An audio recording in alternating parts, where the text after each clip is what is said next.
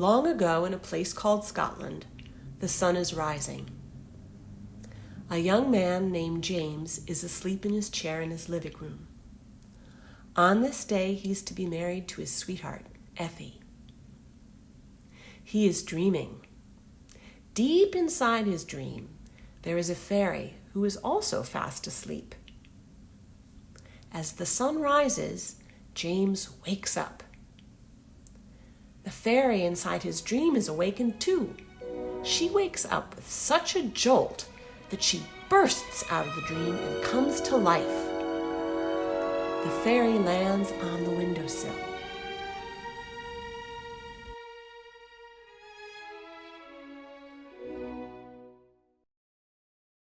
"Hello, hello, how do you do?" she says.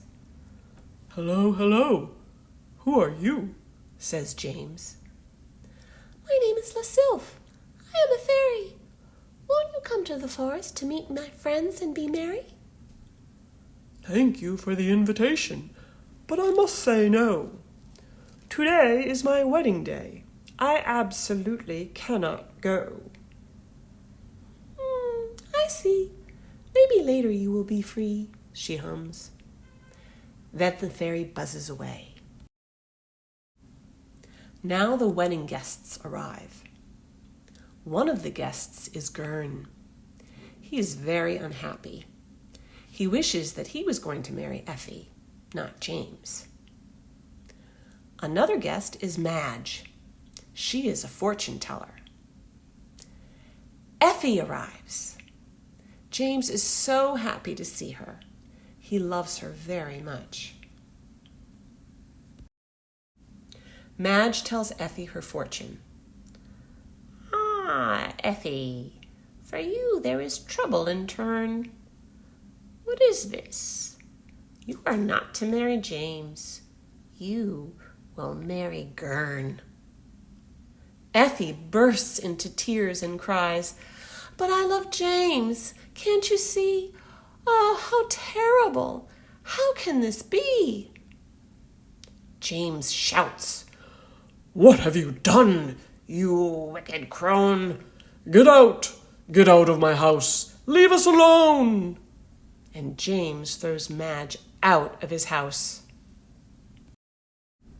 Once again, the fairy appears. She flies all around James's head.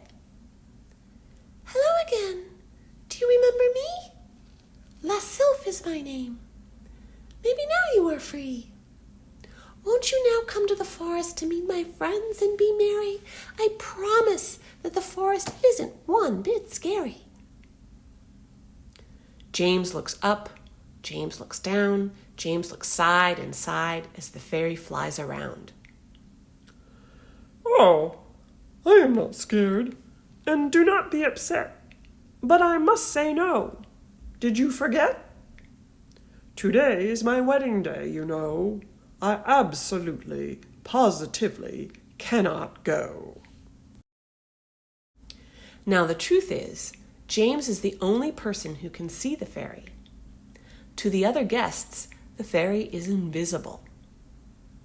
The guests whisper to each other, "Why is James speaking to the air?" All of the guests think that James is a little bit cuckoo, cuckoo, cuckoo. The wedding is about to begin. James takes out the wedding ring to give to Effie. The fairy has an idea. She flies down and snatches the ring from James's hand. "Now he's sure to follow me. Oh goodness, what joy and glee," she thinks. She flies out the door and off to the forest. James runs out the door and off to the forest. He has to get the ring back. The guests do not see the fairy. They only see James running away. They think that James is cuckoo.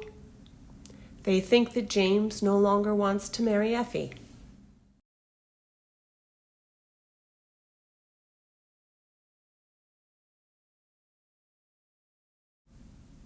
In one part of the forest, Madge is stirring a cauldron. Inside the cauldron is a magic potion. She takes a scarf and stirs it in the potion. In another part of the forest, the fairies are dancing. James chases after them. They are so beautiful that James forgets about the ring. James often forgets. James and the fairies dance. It is indeed so much fun. James wants to dance with La Sylph.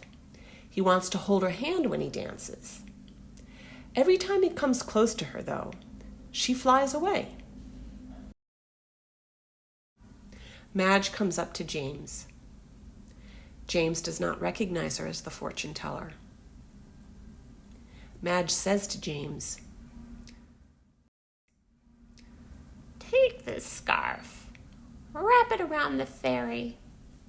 Then you will be able to hold on to her and be very merry. James takes the scarf. First, he decides to tease La Sylph. He waves the scarf in the air. The fairy begs, What a pretty scarf! Why do you tease? Please, may I have it? Oh, pretty please. The fairy flies close to James. James wraps the scarf around the fairy, the way that Madge told him to do. The wings of the fairy fall off. The fairy begins to disappear. Slowly, the fairy fades back inside of James's dream. Madge has tricked James. She has her revenge. Now that the fairy has disappeared, James remembers his wedding. Where is the ring? James exclaims. He looks and looks all over the forest. Finally, he sees the ring in a nest in a tree. He takes the ring and runs back home to find Effie. He is just in time. Effie is about to marry Gurn.